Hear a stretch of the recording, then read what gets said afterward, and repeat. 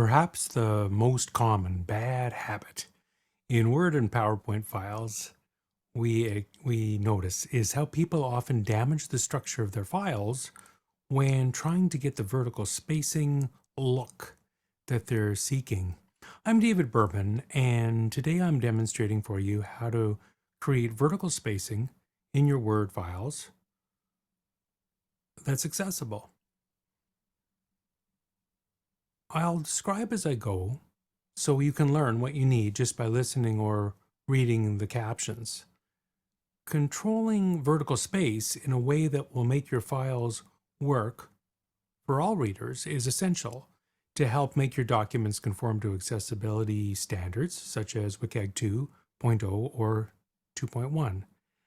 And I'm showing a sample file that's not yet accessible. In fact, it's quite broken. I'm showing it in the latest Word 365 for Windows. However, the techniques I'm showing today work equally well in all versions of Word, whether on Windows or Mac OS. And the principles I'm showing also apply to PowerPoint. So, the file I'm showing has a cover page, and I'm just scrolling down to a page that has a lot of body text because I want to show you something we often see. Now, there's a series of paragraphs here, and understandably, whoever designed the document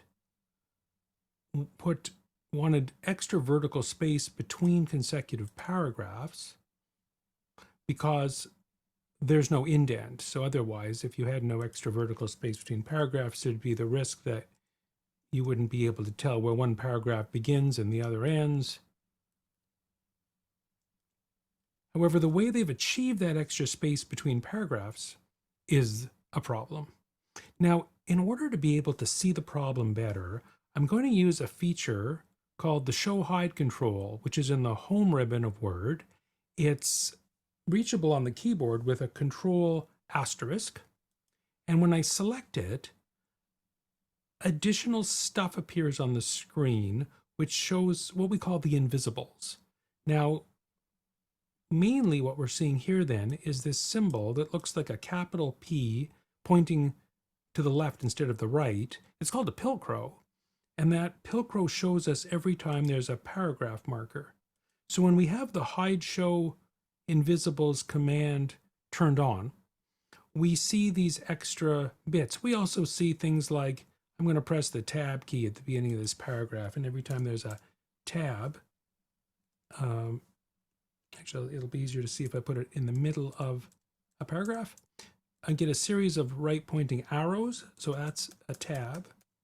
And some other bits come up, such as these dots representing headings. The point is that your viewer will never see these invisibles. They won't show up on a printout, but they help you see all the invisible white space that isn't there if you're looking at a document.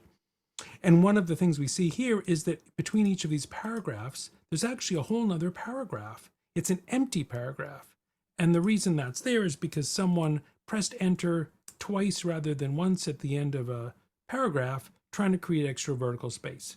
And the problem with that is you've actually created an entire paragraph that's empty. And so, for example, someone using a screen reader is going to hear blank every time they hit one of those paragraphs. As well, it's extra characters.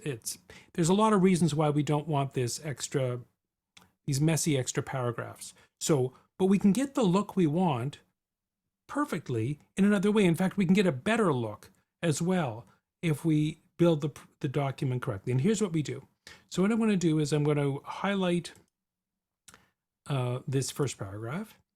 And when I right click, or I can shift F10 to get the context menu, if I select the paragraph settings, when we look at the paragraph settings window, right now the spacing before and after the paragraph is set to 0. That's the default.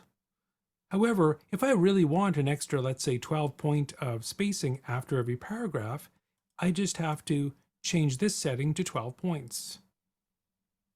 And now when I click OK, when I select OK on the paragraph window, there's an extra 12 points of space below the paragraph. So now if I turn off the invisibles, we now have twice as much space as we wanted after the paragraph.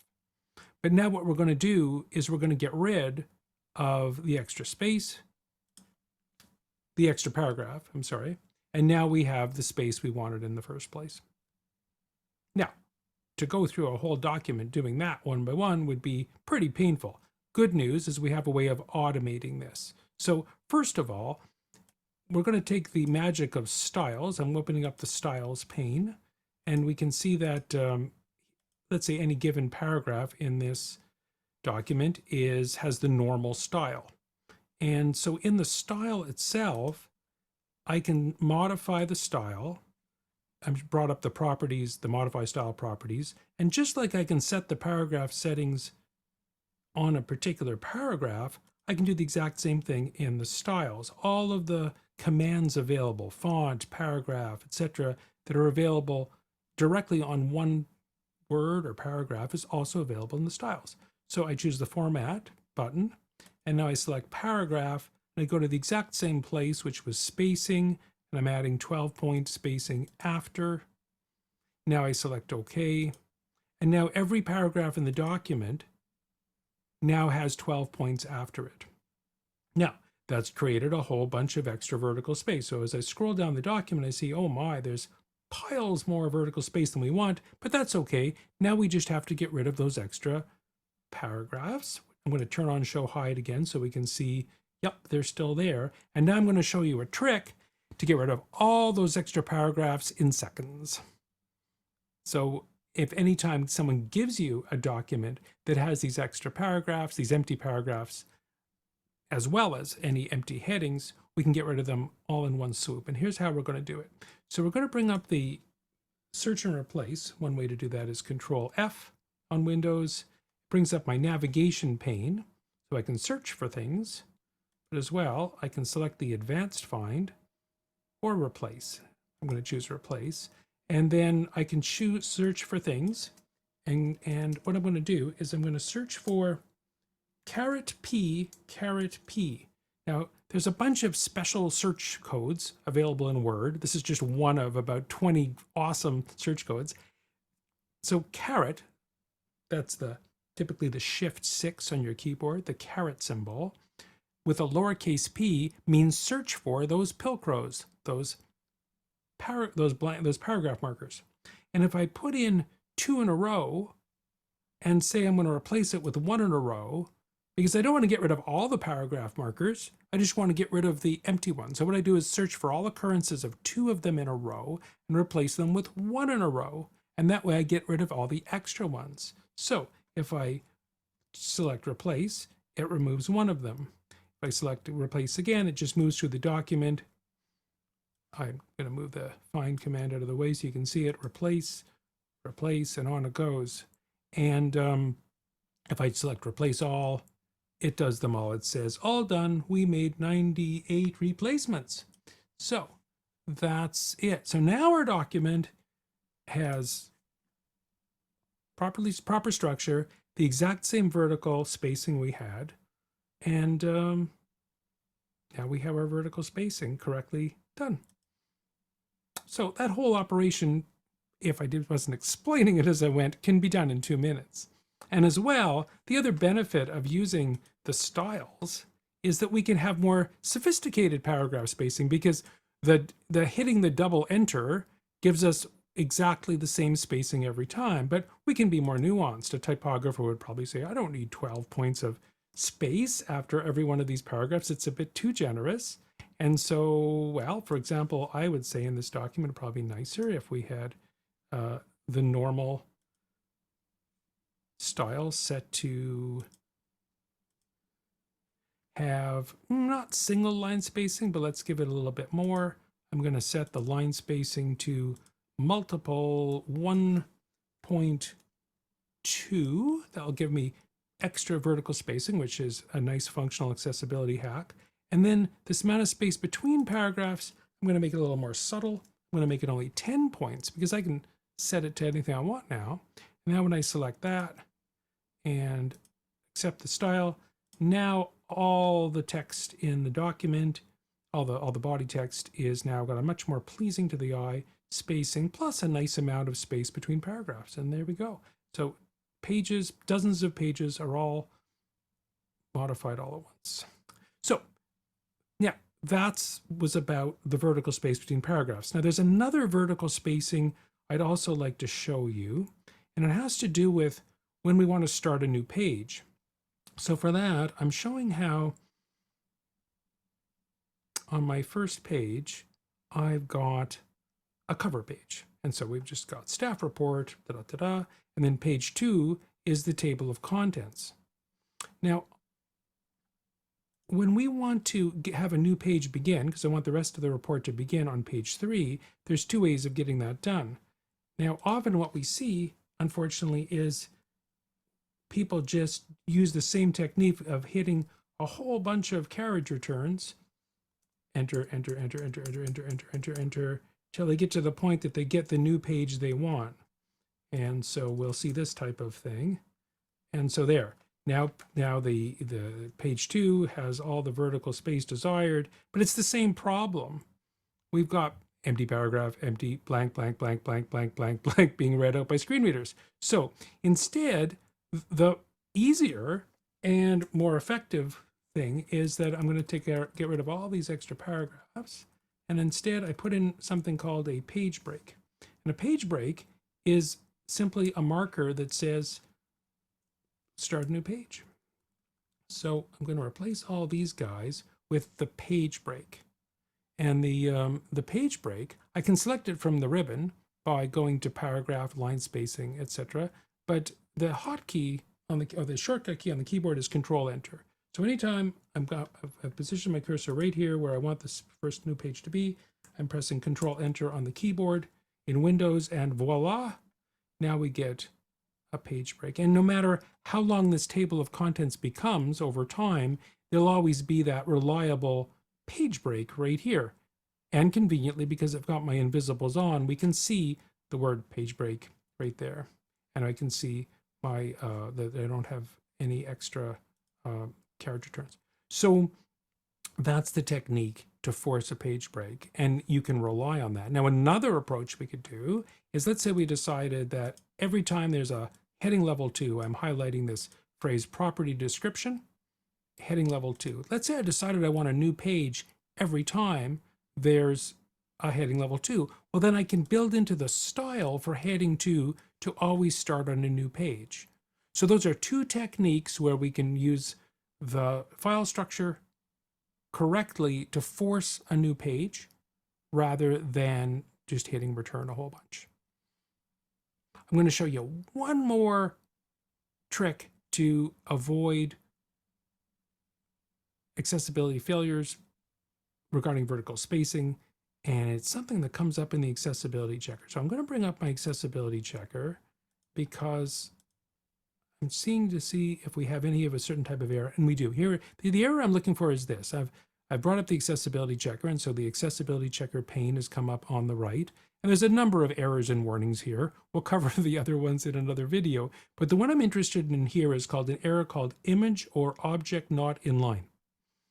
I'm like, what's that about? So I'm going to expand that, and there's several of these situations. So let's see, picture 7 I'm going to select. So it's showing me that there is an image.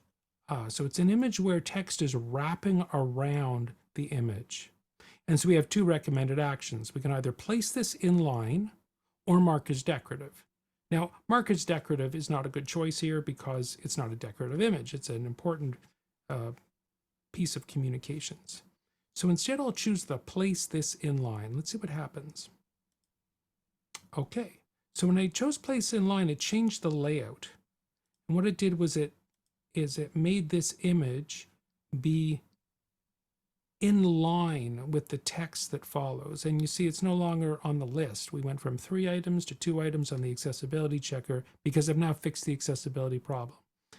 The reason this is an accessibility problem is that if an image like this is, I'm just going to drag and drop it into the middle of, let's say, another paragraph on the page, the challenge is that if it's not in line and it's just floating loosely, what we have to do is, I'm going to put it back the way it was. I'm going to make it wrapping. And so when text is wraps around an image, it looks pretty. But the problem is the context of where that information appears in the document is now no longer controlled.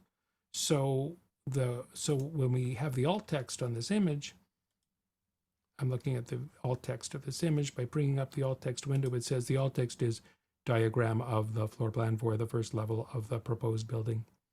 So the thing is, when is that alt text going to be announced? Well, if the image isn't in line with the rest of the text, then we're not controlling when that announcement occurs. We don't want it to, let's say, be announced in the middle of another paragraph, because that would be confusing. It would be perhaps incoherent. And so by putting the simplest way to solve that, according to Microsoft, is to put it in line with text. And with me selecting the inline with text from the layout options window gives me the exact same outcome as accepting the recommendation in the accessibility checker to put it in line with text. When I put it in line with text, it now is no longer wrapping. Now you may say, well, wait a moment, I love what it looks like when it wraps. Well, there is an advanced technique where you can wrap the text and still have it accessible. Unfortunately, the accessibility checker will continue to complain about it, and it's more than I can teach you just in this video today. But if you're interested in that, or if you're interested in anything else about spacing, dealing with white space, horizontal, vertical tabs, well, we can definitely go deeper. So another time we can ask questions or contact us at wcag2.com. That's WCAG2.com, or contact us for other ways to learn how to go deeper. However, today we've learned how to avoid vertical spacing in Word, and with the same technique, exact same technique, works in PowerPoint for replacing double enters with vertical space in the paragraph styles, in the paragraph window. And see you next time.